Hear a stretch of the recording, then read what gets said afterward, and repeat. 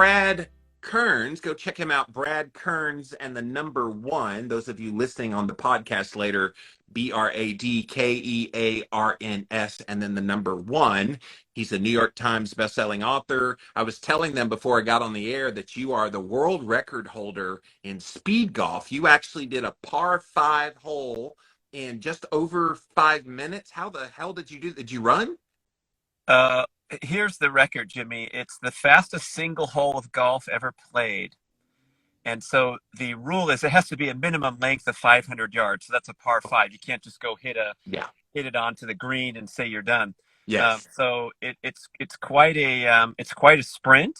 And if you think about it, you also have to hit some good shots because if you go Yes. to the side or miss a Because you putt, the birdied. clock's running. Yeah, So because you birdied the hole.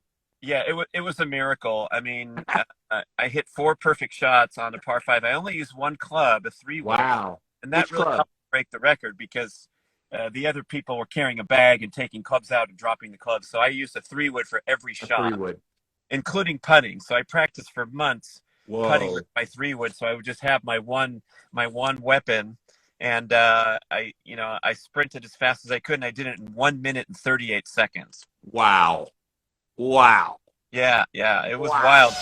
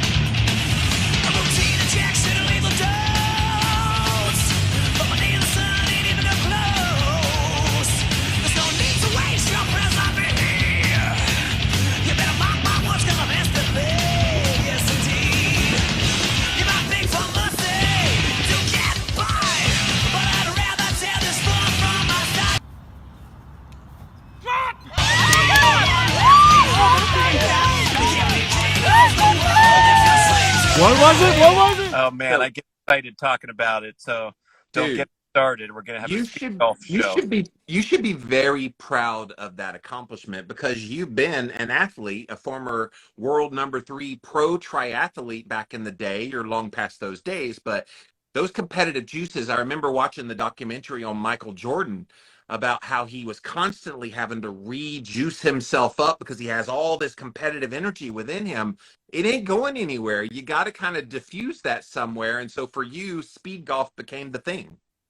Yeah, that's a good point, and I really emphasize that to everyone that we have our seasons of life, and a lot of us like to sit back on the couch and talk about back in the day when I did this and back in the day when I did that, and I'm one of them. So don't get me wrong. It's like you can ask me about my triathlon exploits, and it was Yeah. amazing how I climbed these great mountains and swam and bike and ran. But that was so long ago, and then you have the rest of your life to live. Same with after you're done on the football team or whatever. Yeah.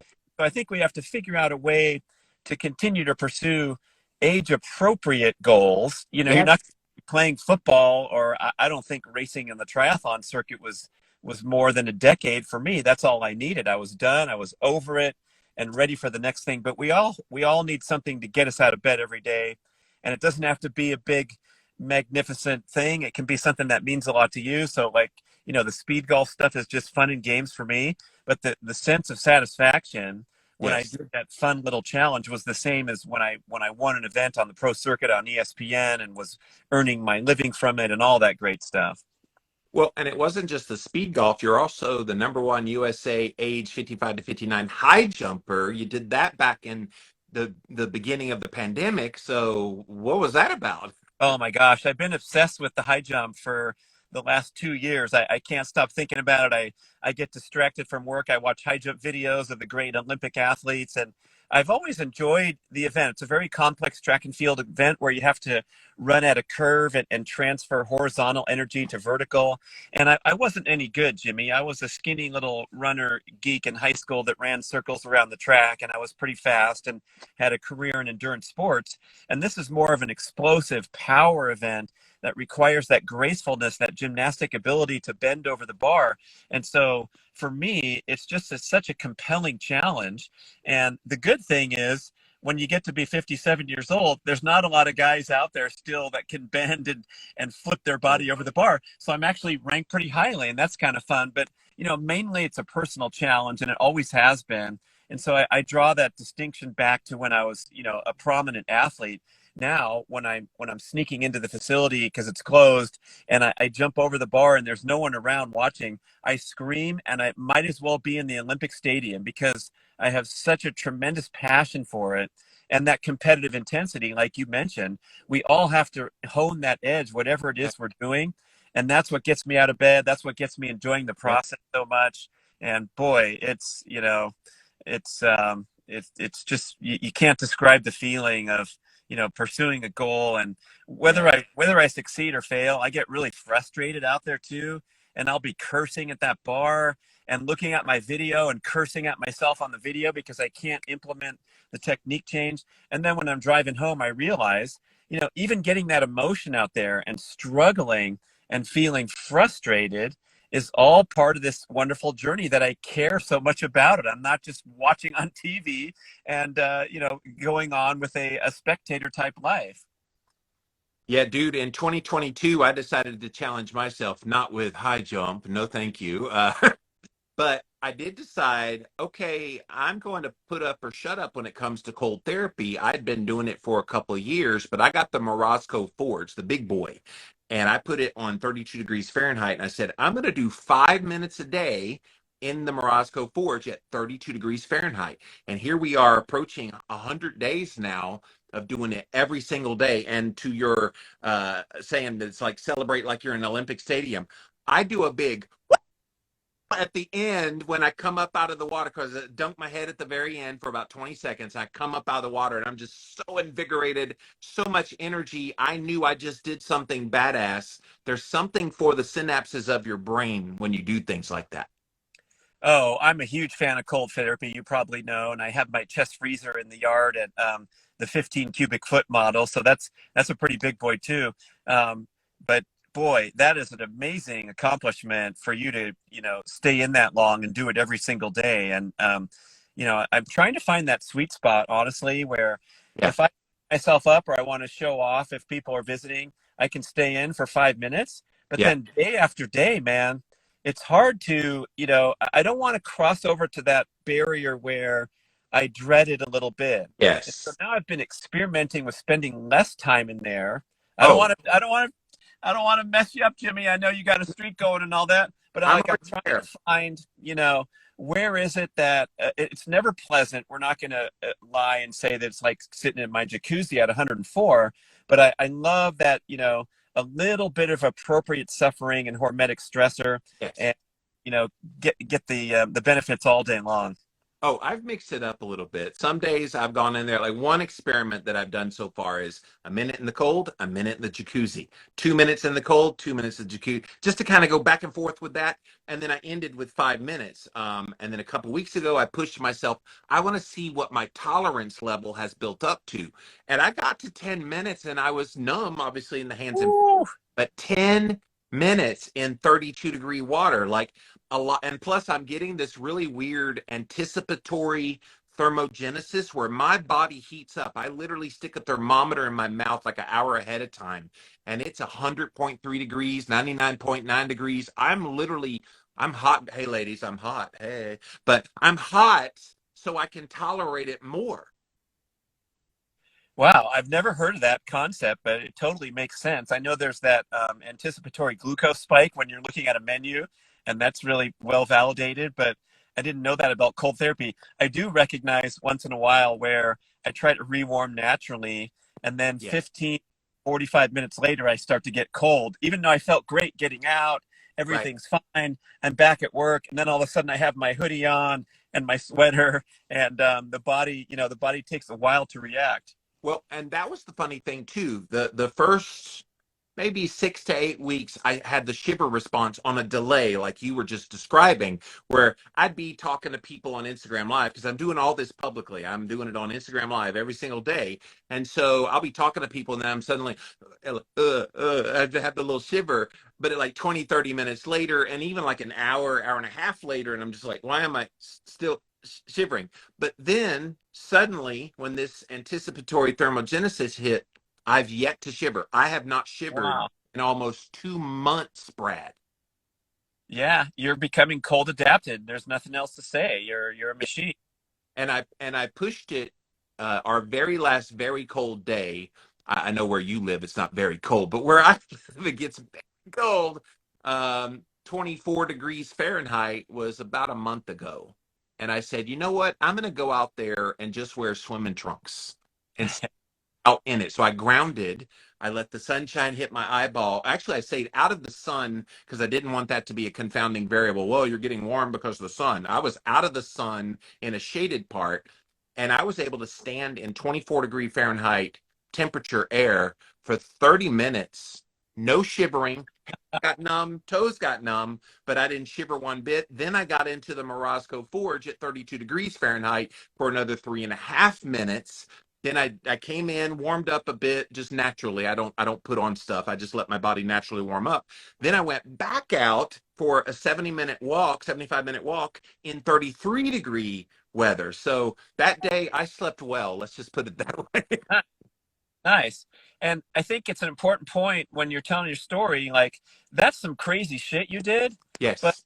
you didn't put yourself into duress or suffering. And I don't think people really understand the cold thermogenesis thing as well as they should. And they might see my video and comment and say, that's crazy. Or people come over and I say, hey, you want to try it? And they stick their left foot in and they scream and they pull it out. It's not about torture. It's No. about an appropriate stressor that, of course, you have to acclimate to, and you have to talk yourself into at first and control your breathing and all that. But at no point are we doing something that you could be considered to be unhealthy, dangerous, destructive. And so that part, for people who are thinking about it and thinking it's weird, hey, turn the shower handle to cold for 30 seconds. You can handle it, I promise. And when you get out, you're going to feel refreshed and invigorated. I'm not going to say it's fun and games. It's not like the hot shower to finish off, but you want to put yourself under a little bit of stress once in a while, and then you get the rebound pleasure response. And that's the thing. If you can get people to buy into temporary pain for long term, and take pain very loosely, it's not really pain, it's just discomfort. And I even tell people just make yourself uncomfortable but tolerable. And that's the sweet spot. And look, I started in warm showers when I was the biggest wuss with cold 3 years ago when I first started trying to do this. And I do my hot shower and I just turn down to warm and I'm just like, I was just trying to like get it so I could tolerate. And then you get there and then like long enough, it's up to you. Like people are like, how long should you do it? I'm like, hell if I know. You got to figure that out. You got to go put your body through it. You got to acclimate. You got to build up that resilience. Yeah, Kelly Starrett says, get out before you start shivering. And Yes. there's your checkpoint. And I do think the breathing awareness helps. And when I get in there, I just count my breaths and I'm Yes. not really thinking about the cold. I'm just, especially when you submerge, like I submerge at the start and the finish.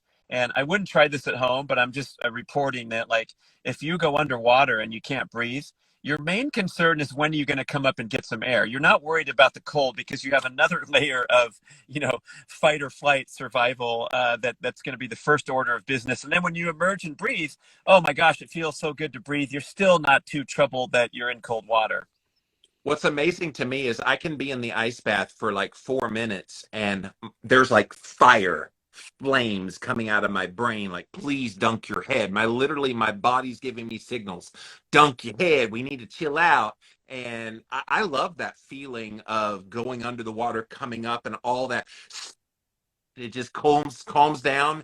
And that sense of nirvana in your state of being at that very moment, there's nothing like it.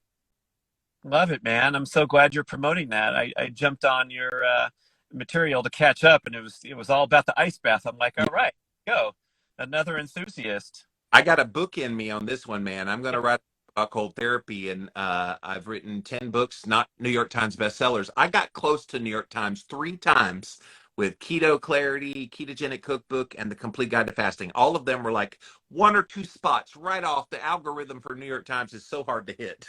Well, yeah, let's also acknowledge here that in the old days, you could gain that so easily. And there were stories. I know people in PR where, a prominent physician would Yes. order 12,000 of their own books at great expense just so they could be forever on the New York Times list. And then what they did, interestingly, I mean, we're taking an author aside here, but instead of doing raw data and counting numbers, they sit in a room, this is a true story, and evaluate with subjective evaluation of where these sales coming from. Are they coming across different channels? Are they coming across different geography? Because they don't want people to game it anymore. So now when you look at that list, it's much, much, much more difficult to get on there. They combined like 3 or 4 different lists from the old days. So now it's called advice, how to, and miscellaneous. So like your keto book is competing with Mark Manson's Subtle Art of Not Giving a Fuck, the #1 best-selling book in the world for a couple of years.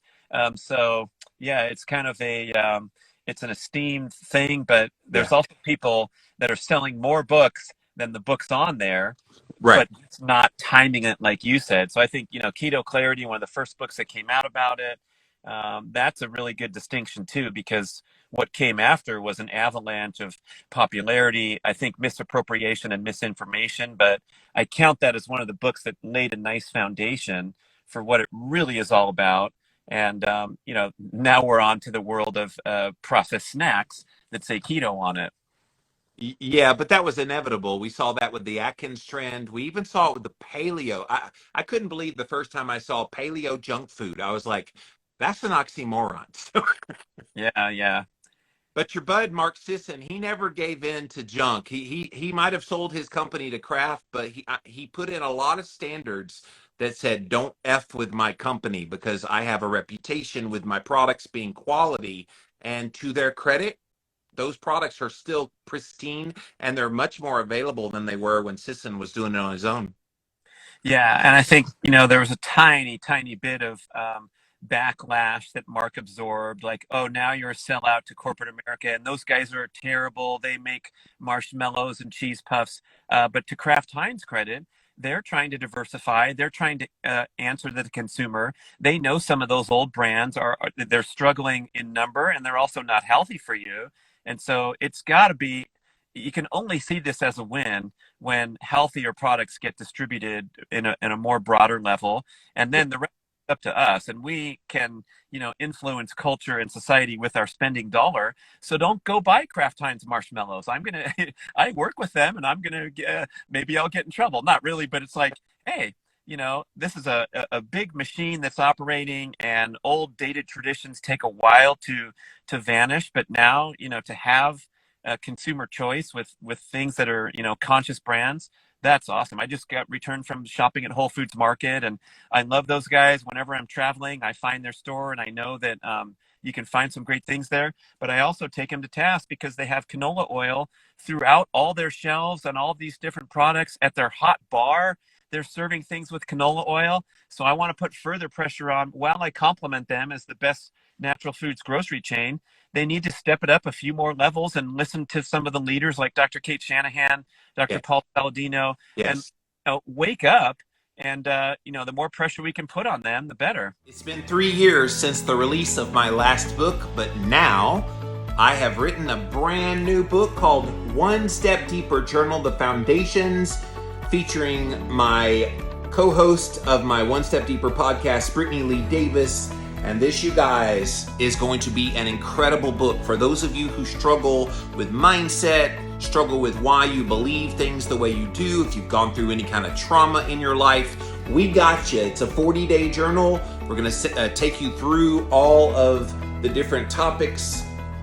Brittany and I actually give you a lot of our own personal story. There will be lots of places to do journal entries where we prod you. This is one of the proudest books I've ever written, and it's available at onestepdeeperjournal.com. Within the next few days, we're expecting it to be available on Amazon, so go check it out. One Step Deeper Journal, The Foundations. And the way you put pressure on them is vote with your dollars. Let your money speak for what you want. So you go to Whole Foods and you can get like Bubby's sauerkraut. You can't just buy that in a store. The sauerkraut they sell in stores, it's in the middle aisles. Okay, you just killed all the great parts of sauerkraut putting it in the middle aisles. And so, yeah, I mean, I love that there are companies out there. And of course, Amazon purchased Whole Foods. And so everybody's like, oh, great, here we go. It's going to be the beginning of the end. But it's also made it more accessible. I can go on Amazon, place an order for Whole Foods in the town over from me, pay the driver a little bit of a tip, and I get 2 hours later all my groceries delivered right to my door. Like, that's convenience for health. Good stuff. Yeah, love to see progress. I still contend that we have so much personal responsibility here, and we owe it to ourselves to educate ourselves further. I talk to family members, friends, people close to me every day saying, oh, yeah, I'm going to have the egg white omelet. I'm trying to eat healthier. And I just, on down the list from all those examples. So it's a constant battle, but there's no one looking out for us like ourselves. Yeah. So how did you and Mark Sisson hook up? Obviously from your triathlon days, because he was also very much in the athletics. He was almost on the Olympic team. So did you guys kind of meet in those circles? Yeah, we go back so far, Jimmy. 1988. I was Whoa.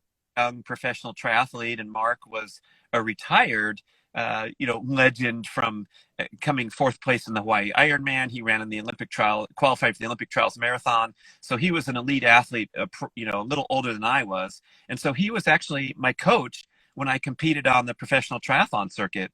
And again, this is the late 80s, early 90s. And he was coughing up these concepts, which are now widely recognized as the gold standard for how to train appropriately and not health in the process. But even back then, I'd be so frustrated trying to keep up with these. The top guys in the world are genetic freaks in every sport, and the same is true in endurance. And these guys literally would wake up and train all day, day after day after day.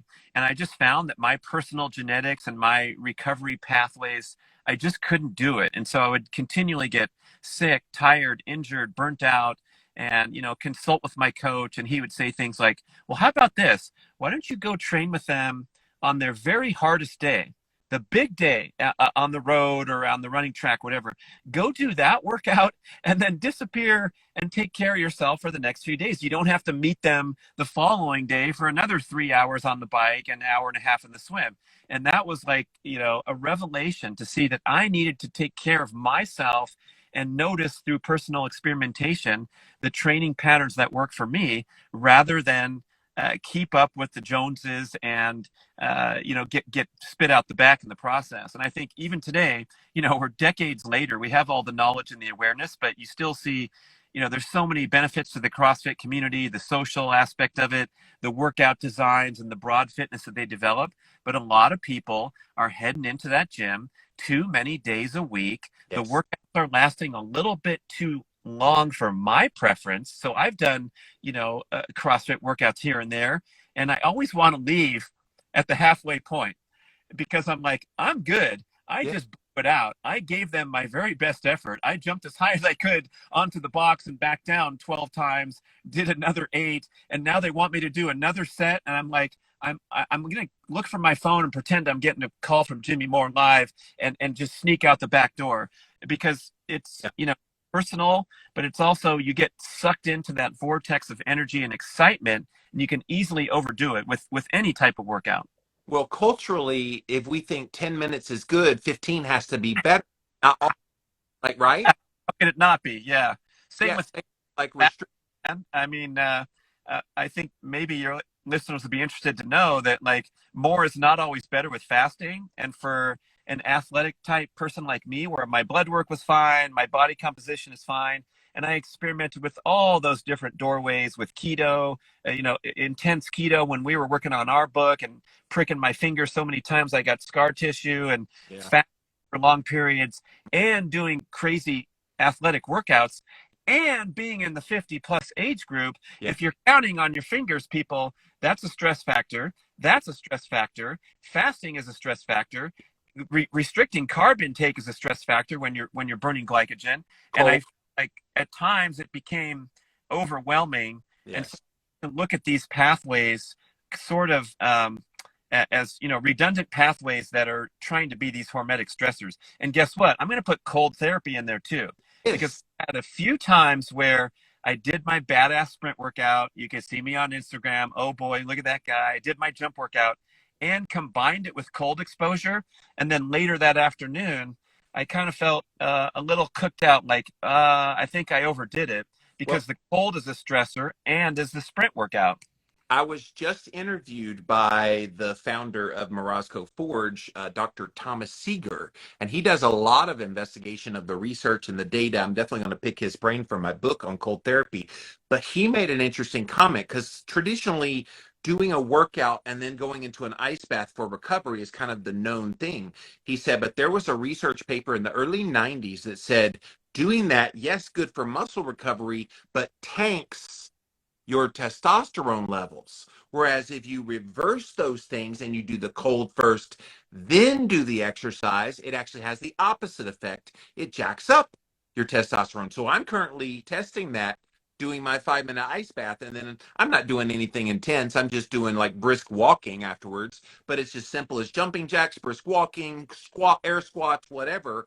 And that's interesting too. Maybe that's why you felt that down feeling, that you were getting a bit of a depression of your testosterone levels. Yeah, I think if you stress yourself too far, all the intended benefits start to, you imagine this bell curve. Like I'm an old time triathlete guy.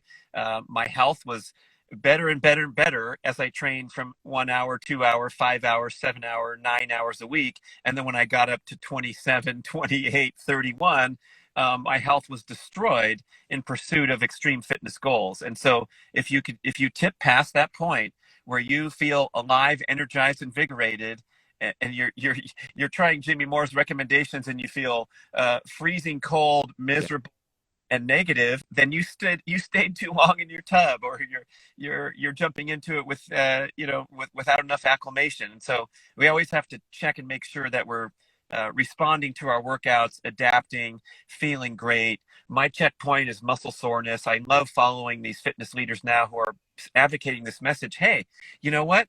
You're not supposed to get sore. Except for rare occasions, you're going to go water skiing the first time in the summer, you're going to be super sore, even if you're a fit person, because it's new.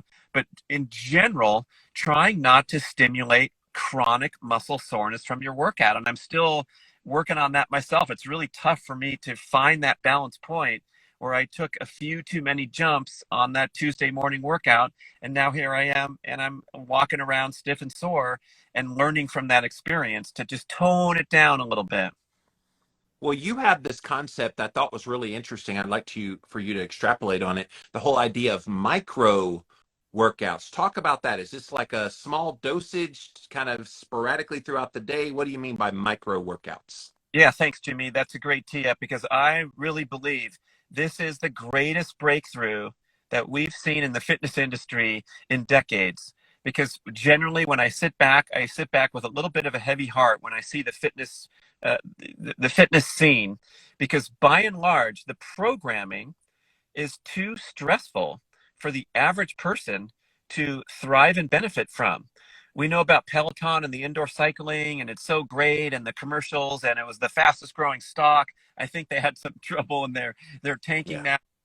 Everyone got into that with quarantine, and you go to the gym, and these workout modalities are so popular. I used to work for the spinning program, indoor cycling, but the basic design of them is putting the average participant at high risk of breakdown, burnout, illness, and injury because the workouts last too long. They're slightly too stressful.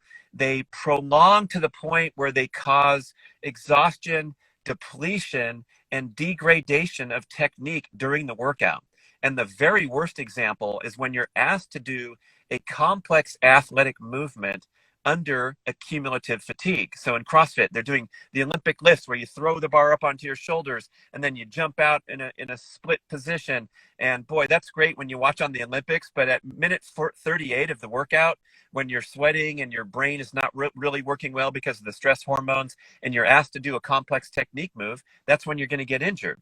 So if we can just back off for a second and envision a workout as something different than this super complex ordeal where you have to get in your car, look for a parking space, get in line, beep your little ticket, get your towel, go upstairs, find a spot in the classroom, and get yourself slammed for an hour, and then go back on the way home. You're going to stop at Jamba Juice, and you're going to get, we've done this research, this is true story, a medium Jamba Juice and a breakfast scone is more calories than you just burned in a very intense 45-minute spinning workout. But instead, what if fitness were just a beautiful woven in component to your busy everyday life, especially if you're a knowledge worker and you're in a sedentary pattern for most of the day, which most people are.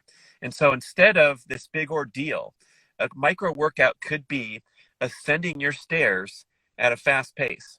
And Yes. every time you hit the stairs, I sprint up my stairs. I got criticized by one of my listeners and said, hey man, you can't just sprint upstairs. Tell people walk up briskly, go back down, go even faster, go back down, and then sprint. Warm up if you've been sitting for several hours. So wherever you are, you want to adapt and do an appropriate micro workout. But the stuff I show on YouTube is I just, I jump on the pull-up bar every time I go through my closet door to go get another stack of Post-it notes or whatever, and I do one set. It's not 5 sets of 5 or some big thing where you have to take notes. I'm not writing it into my journal like, hey, I did 10 pull-ups at 10:45 this morning when getting to go get Post-it notes. It's more about gaining an awareness that your fitness is built throughout the day, and it's perhaps even more important and more valuable than punching your card at the gym. Because when you go punch your card at the gym, you have those aforementioned risks that I mentioned, and also you're only going for, even a super hardcore fitness freak is only going for an hour every day, let's say. That's 7 hours a week. There's 168 hours in a week. So if you're sitting for a lot of the time and not looking after your body and tightening up your hip flexors and your hamstrings because you're sitting and not moving, it can counteract the benefits of a quote unquote fitness lifestyle. So I'd rather promote like active lifestyle where you're that person that goes down the stairs and hustles back up, or you work in an office building and now you're going to do 4 flights every couple hours just for the heck of it. You're back down sitting at your desk. Oops, you forgot to go to the gym that night because you're too busy picking up your kid at soccer practice. You're going to add up these benefits, and over a year's time, when we talk again a year later, and I'm going to say, yeah, I do a set of pull-ups, once or twice a day, 3 or 4 days a week. Guess how many times I hoisted my body over the bar? It's thousands of times. And so if I am athletic minded, I want to do good in my actual proper workouts, I am dramatically elevating the fitness base from which I launch all formal workouts. So for me, what's happened is I don't get injured as much when I go do my crazy sprinting and jumping workout, because I realize I can't do these workouts very often. So when I go out there once a week and put my body under duress, there's nothing like it for the whole rest of the week. I haven't approximated the challenge of an intense workout at other times. And so instead, if I can do that one flight staircase sprint, or even more simple, you're sitting at your desk, hey, standing at your desk, hopefully people, you're going back and forth, right? Drop for a set of 20 deep squats. You don't have to have weight. I'm just talking about dropping and back up, or dropping into your chair if you're a novice and standing back up. And I don't care who you are, even if you're fit, you are going to start feeling the burn at number 16, number 18, number 19, and you are going to get a fantastic fitness stimulation with a 1-minute workout. Right. I do one sit up a day, by the way. When I get up in the morning, that's half. And when I lay down at night, that's the other half. I'm just kidding. That's 730 over the year, right? I'm a smartass, I know. So, a lot of people like to walk on a treadmill and read a magazine. That does nothing. The whole chronic cardio that Sisson has railed against and you have railed against for many years. But you've got this idea. I love the concepts you come up with, jogging 2.0, and it involves the cold a little bit. Talk about that. Well, I mean, I've been an endurance athlete for over 40 years, going back to high school. And so my life and my day has been framed for so long with a morning jog. Uh, I'm going at that appropriate heart rate, so it's certainly health promoting. It's not challenging my immune system and my hormones like we talk about with chronic cardio. It's basically just to get my dogs out is the main one. I owe that to the animal, right? And so I've always loved this morning outing. Maybe it's a half an hour, 20 minutes. Maybe it was 40 minutes, when I was a more serious athlete. But it's just getting out the door and getting moving. And then I had sort of this epiphany a couple of years ago where I kind of got sick of it. And I was, bored out there running in a straight line at a low heart rate, turning around and running back. And it was at the time I had become obsessed with high jumping and getting better in high jumping. And so what I did was just freewheeled it and mixed in a bunch of different fun challenges to my morning jog. Some of the challenges were a little exertive, like you do a set of sprint drills where you drive the knees up high and you're hopping up in the air. You can only do those for 15 or 20 seconds. You start breathing hard, and so you have to walk. And so you can see, I have a YouTube video called Jogging 2.0, and you can see all these little fun, creative things. So I find a tree stump, and I jump up and down off the tree stump 10 times, and then I resume my route. But instead of resuming my jog, I might walk for a couple few minutes to catch my breath because this is not intended to be a strenuous workout. Right. Uh, and then I'll do some lunge walks where I'm working on my hip flexor mobility because I tend to get tight there, whatever. So I'll throw in that and then walk to recover and then resume my jogging that I've been doing for 40 years straight. It's the go-to movement. But when I get back from this workout, I've had a more varied fitness stimulation. It's more interesting. I can work on different challenges. We have another huge pillar of fitness that people don't talk about as much as they should, and that's balance. So we have cardio, right? We have our aerobic conditioning. We have our power, our strength, our muscles, how strong we are. And then this pillar of balance is the thing that's going to bring us down when we get past age 65. You know what the number one cause of injury and death in Americans over 65 is? Falling. Yeah. Okay, in routine daily life, for the most part, they're not falling off their bike, they're racing, they're falling at the grocery store. And so to preserve balance is a key factor in longevity. And so anyone can do these non-strenuous balance drills where you go over and try to stand on one foot. Maybe it's during your morning jog. I'm making up this jogging 2.0 concept to open our minds, but working on that is a real challenge. You do it for 10, 15, 20 seconds, and then you resume. Hey, maybe it is a treadmill workout at the gym or at home, but you get off and you try to do some swinging one-legged drills that work on your balance, and then back to your typical workout. And then you're referring to the video because we end up at Lake Tahoe where I jump in for a little cold exposure and then jog back to rewarm, which is also a great revelation that I enjoy, where we know about, you've probably talked about this at length on your shows, where you jump into that water, and the prominent Finnish study that's touted a lot is a 20-second immersion into 40-degree Fahrenheit water will boost norepinephrine. That's the mood elevating, focusing, feel good hormone. Will boost norepinephrine for up to an hour by 200 to 300%.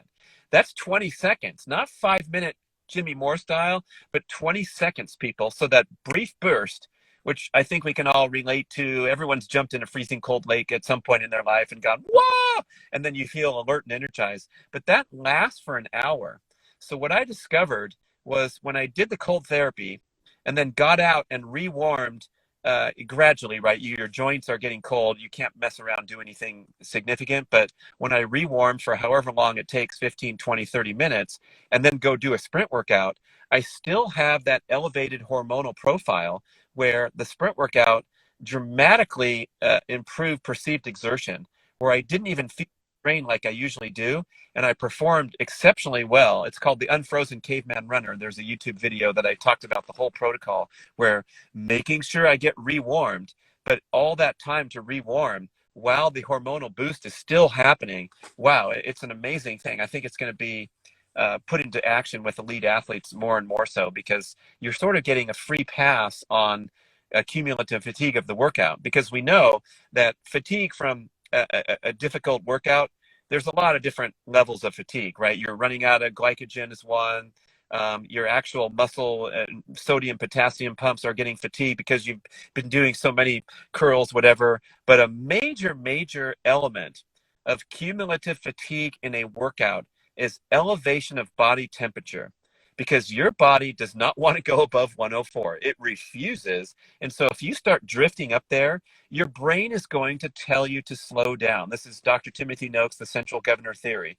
And just like exercising in hot weather, why can't you run as fast on a hot summer muggy day as you can in the winter day? It's because as soon as your body temperature drifts up toward that danger ceiling, all kinds of faculties are going to downregulate and control your output to the Yeah. extent that you feel tired, you're going slower, you want to quit.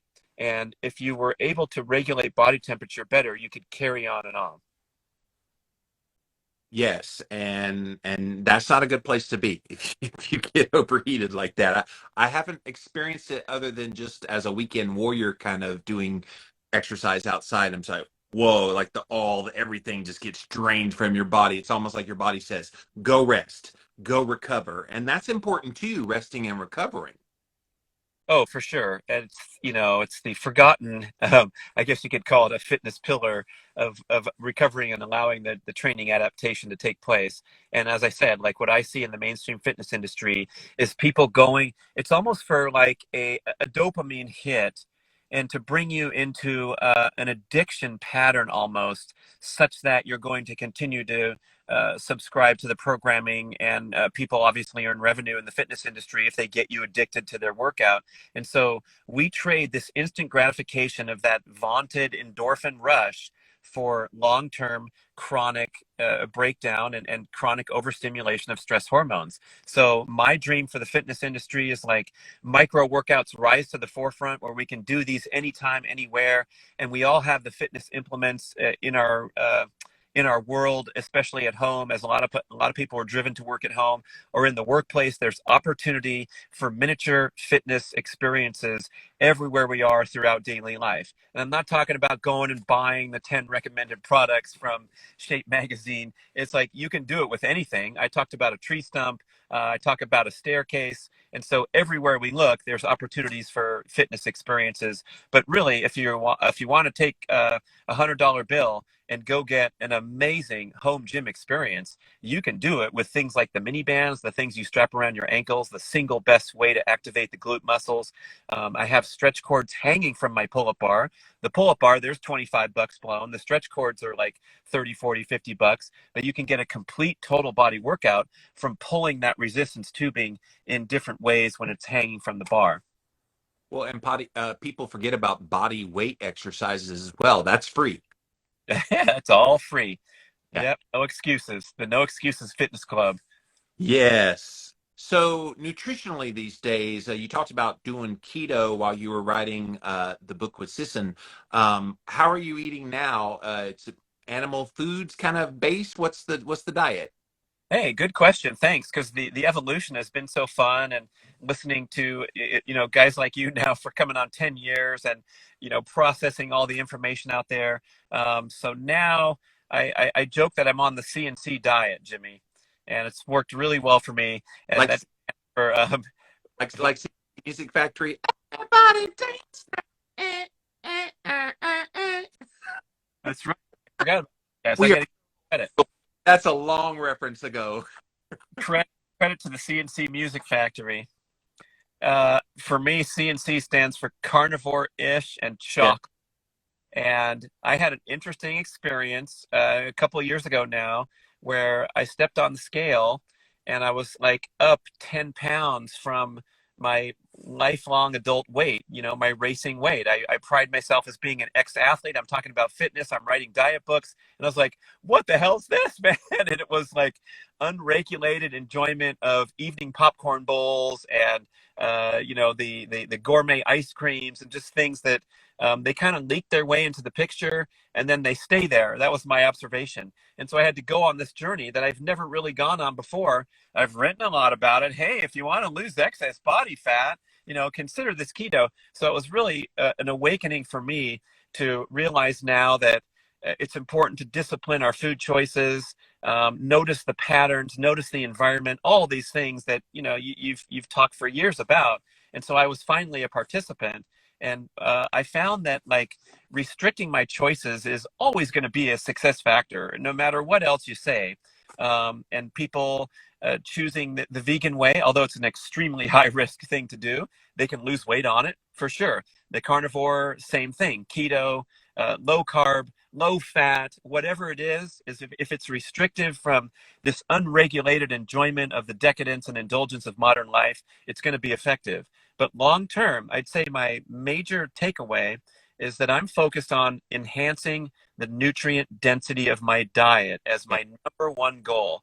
And everything is framed around that. So when I'm considering eating a meal, I want to have the most nutritional value, because I also get the most satiety, most satisfaction, and most health out of that. But that's kind of my centerpiece focus, rather than obsessing about macros or tracking anything, because I'm too tired. I've been doing it for so many years, and so now I have my favorite foods and my go-to meals, but mainly it's about that nutrient density, number one, and then of course background we should mention for everyone. Dr. Robert Lustig made this great point with a conversation we had about his new book, Metabolic Goal. He's like, look, ditch the modern processed, hyperpalatable, nutrient deficient processed foods, and then we can start talking about diet. So you asked me a question about diet. We can't even open our mouths if there's anything left over that's from the factory and that's messing with our appetite hormones, our brain dopamine receptors, all that. And so that's of course a given with me, but for a lot of people, and you get the emails and the inquiries. Hey, Jimmy, is the yellow colored sweet potato better than the orange one for glycemic load? Excuse me, didn't I see you down at the fast food joint chowing on a bowl of fries? Let's not talk about which sweet potato. Yeah, a lot of people are in great denial, and it's really tough, Brad, because you want to help them, but they actually have to help themselves. I mean, the information will only go so far as they're able to absorb it. And so somebody's asking, what is that C and C again? Carnivore and dark chocolate. Chocolate. Okay. I have become one of the world's leading connoisseurs of dark chocolate. I've had some great guests on my B-Rad podcast, including Sean Askinosie from Askinosie Chocolate in Missouri. And he's a gourmet chocolate maker. He came from an intense legal career and decided his dream in life was to make chocolate. And he has a wonderful company where he shares the profits with the farmers. Yeah. It's this bean to bar designation is really important if we want to talk about chocolate for a bit. You want to get quality chocolate that's made with fair labor practices. The farmers got a fair price. They have good working conditions. And so if you are just buying the inexpensive chocolate from mainstream producers, you're getting into a realm of directly supporting child slave labor in Africa. Yeah. Because the only way that they can charge $3.50 for a 3-ounce bar is to get this commodity products from around the globe, and they're from unknown origins or unspecified origins. A lot of times the roasting and the processing is really rudimentary and aggressive, and so they'll even take rotten beans and roast them so long that they get rid of the rotten smell, and then add a bunch of sugar so that you're biting into a Hershey bar. Oops, we just lost another sponsor for the show. You're biting into that Hershey bar and it tastes pretty good because it's overly cultivated like a processed food. And so I've been really enjoying getting into the great brands. I buy them from all over the world. I test them. I've now learned that to consume dark chocolate, you don't bite it with your teeth. You put a square on your tongue and you let it melt and you absorb the flavors and you pick up the hints, just like a wine drinker. I don't drink alcohol, so I promote dry farm wines like you though. So I'm like, hey, it's Brad here telling you how to drink since I don't drink, but take my advice, try dry farm wine. So I did do a commercial for you after I lost you Hershey's. But anyway, um, the fact that I enjoy chocolate so much, I allow it to be prevalent in my diet, but it's still a restriction because I don't eat ice cream, other sugary treats. I don't make a bunch of fat bombs every day and have it full in my fridge for constant access. I'm just narrowing things down. Pretty soon I'm going to get sick of chocolate. I can eat a bar in a day easily, but I'm not going to eat 3 bars. You know what I'm saying? So like I call that a centerpiece of my diet. And then carnivore-ish is the same. It's the same notion of maximizing nutrient density because these are the foods that are the most nutrient dense. And that's not Brad and Jimmy talking shop. And then next week, we're going to hear a podcast from the plant-based community arguing and telling us that we're wrong. It's scientific validation, right? If you put liver under a microscope and say, please spit out the nutritional profile of 4 ounces of liver versus a kale salad. It's not a comparison. And I'm sorry, I don't want to break anybody's heart. And I'm not an expert, right? I'm just stating what the research and the facts show, and I'm drifting in that direction because I want to be healthy. So we need a liver mole sauce on top of a ribeye steak. That's what I'm hearing Hey, you say. hey, I'm trying to up my organ meat game. I work with Brian Johnson, the Liver King, at Ancestral Supplements. We promote this product called Mofo for male hormone optimization. But I mean, that guy, he is the real deal, and he lives his life at the highest level of ancestral alignment of anyone I've ever met. And so you get into that awareness that our ancestors ate nose to tail. They treasured and prized the organs. And you go to the store and you can't even usually buy them. They're not even available. And then when you find them, it's like, wait, that's incredibly cheap. I can buy pound liver for the price of one quality steak. So I'm really trying to up my game. But one thing I'll say, I'm not the greatest, gourmet to prepare these wonderful liver meals. It's a little bit difficult to take that taste sometimes. So I put them frozen in my smoothie. I put frozen chunks of liver in my smoothie, raw, so the most nutritional value. And I get tons of liver in that way without stressing about it, as well as taking the capsules. And I take 24 capsules a day, not just Mofo, but all manner of those ancestral capsules. Well, and Chris Kresser used to talk about taking raw liver, slivering it up into little pill-sized shapes, and freezing them Yeah. and as a pill because you don't need a lot. It's so dense in its nutrition that just taking a little bit like that every day, you're gonna get that buildup of all the nutrition. And yeah, it's nature's vitamin. Liver King is amazing. Have you seen Mike Mutzel doing his impression of the Liver Oh, King? I got to check out Mike. That's great, man. Mike Yeah. gets in the ice bath and he's like, Brown Fat King here. I'm gonna talk like this. And he's just got the whole voice down like Liver King. Liver King's going, he was previously the most badass cold exposure guy I've ever heard of. And I saw his facility and he's going 8 minutes at 38 degrees. Now, Jimmy Moore people just threw down, and we're going to have to get that on video. If you're going in 10 minutes at 32, that is top notch. That's top level. And don't try this at home. You don't have to compete. Do your own appropriate thing. But boy, it's amazing to see people, pushing the limits. I will be pushing for 15 during the summer because I assume once it's warmer outside, plus my tolerance is that much better, I can't imagine I couldn't do 15. But I'm smart about it. If I get uncomfortable and feel like I'm in danger, I get out. I'm not stupid about it. So, and yes, don't do this at home, kids. Hide your children. Don't want to see. Yeah, it's I think we're pretty attuned to the Yes. appropriate length of time, and but the power of the mind is amazing. Wim Hof and his exploits. I Yeah. had Arnie on my podcast a couple times. He's the author of What Doesn't Kill Us and another book called The Wedge, and Yes. climbed Mount Kilimanjaro in a record time for mountaineers who are expert at this. He was a novice, and Wim got him up that mountain with 25 other people in Wow. like 26 hours instead of 3 or 4 days because they didn't need to stop and acclimate because he took them through the breathing drills. And so, Scott's expertise as a journalist is he debunks myths and gurus. He goes and blows them out of the water. He exposed this guy down in the Southwest that was a guru that, there was some deaths responsible because he had his people do extreme things, and he, he's done a good service to sort out the bullshit. And he thought this Wim Hof guy was a clown, and he was going to go expose the heck out of him. And 1 week later, he was climbing a snowy mountain in Poland in the dead of winter, wearing running shorts and shoes. And so we can talk. You just said you think you're going to do 15 in the summer when the weather's warmer. So guess what? I'm going to put money that you're going to do it because you just expressed that intention. See, you just revealed the secret to my madness success here. I speak things into existence. I think we have the power to convince ourselves to do so many more things than we know just by speaking them, manifesting them, however you want to express it. I believe that's all true. Yeah, I sort of was a longtime skeptic when I heard those dreamy things about, my ideal man has a little bit of stubble and he flies private and he drives a Ferrari and I'm going to call him into my life. And I'm like, yeah, yeah, yeah. But Luke Story, the lifestylist, I'm sure you know him, his prominent podcast, he set me straight with a really beautiful description of what this is all about. And he says, you can't even start manifesting or tapping into whatever magic is out there in the universe. You can't begin until you're grateful for where you are right now. Yes.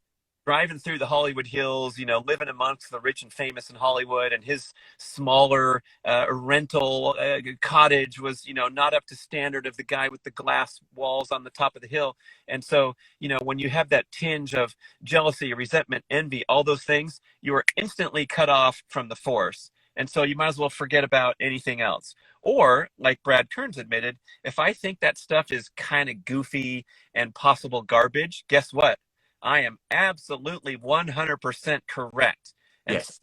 until I open my mind to another possibility, and I think another line that came from him, maybe someone else, was, look where you are right now in your life and everything that you've accomplished. Oh, this is Dave Rossi, my buddy who's been on the podcast, and he's a great, spiritual guide. And what's good about him is he's been through hell in his own life. And so he had to pick himself up from failed business, failed family, personal struggle, struggling with obesity, and getting it all done and moving on to the next chapter successfully. But he says, wherever you've accomplished to date, you dreamed it beforehand. You believed in it beforehand. You got here. So don't discount the power that you've taken to this point. And then here we are with our future, feeling anxiety, skeptical, Right. issuing negative self-talk, all these things that, put us into a struggle mode instead of acknowledging all the success that we've had. Yes. Dude, I could keep talking to you. It's been a lot of fun, but we got to go. I'm out of time. Brad Kearns, the #1 over on Instagram. And if you click on that link tree, you'll see all of the wonderful things he's talked about, including his wonderful podcast, Be Rad Podcast. But bradkearns.com. He's got a YouTube channel as well, which he mentioned. I assume it's here somewhere. Oh, you got a million things. You got a blog, books, YouTube, all the things. So go check him out. And Brad, long time no see, my brother. Glad we could finally get you on the show. Last time I saw you, you had the nicest purple shirt I've ever seen on any human, including rock stars, and I just couldn't take my eyes off it. So I hope you still have it, and I'll see it in person someday. Yeah, are you going to be at Paleo FX? I don't think so. I'm easing back into normal life from quarantine. So somewhere down the road.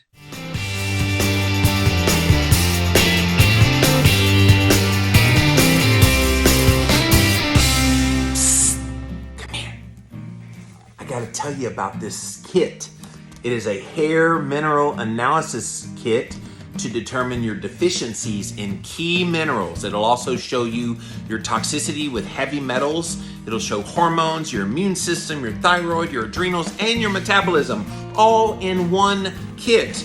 And all you got to do is go to upgradedformulas.com, use the coupon code Jimmy. You'll get 15% off this kit, but they have everything that you need to just basically give them a piece of your hair, and they'll show you how to do that. And then you mail it in, and they'll show you specifically where you have deficiencies. And then go to upgradedformulas.com. They have a full array of nanotechnology that will help you shore up those deficiencies in the minerals.